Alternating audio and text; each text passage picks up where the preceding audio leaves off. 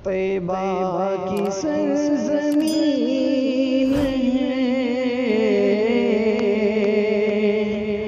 खजूरों की छाँव में।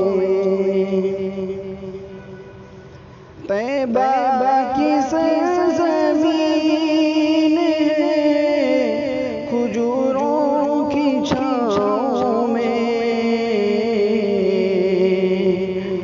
जन्नत सजी हुई है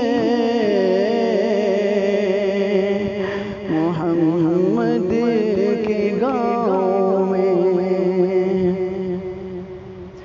तैबा की सरज़मीन है,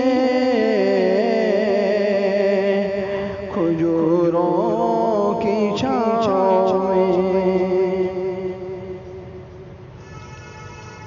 हज़रत उमर के अदल को मीज़ान कर दिया। हज़रत उमर के अदल को मीज़ान कर दिया। कितना असर था मेरे नबी की दुआओं में।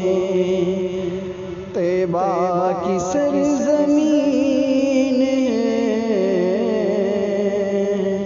खजूरों की छाँव में।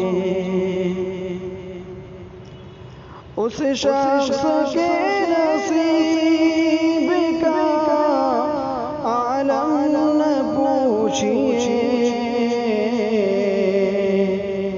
उस शख्स के नसीब का आलम न पूछिए,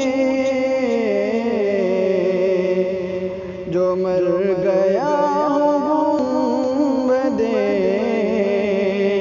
हज़रा की छाँव में। तैबा की सरज़मीन है, खजूरों की छाँव में। जन्नत सजी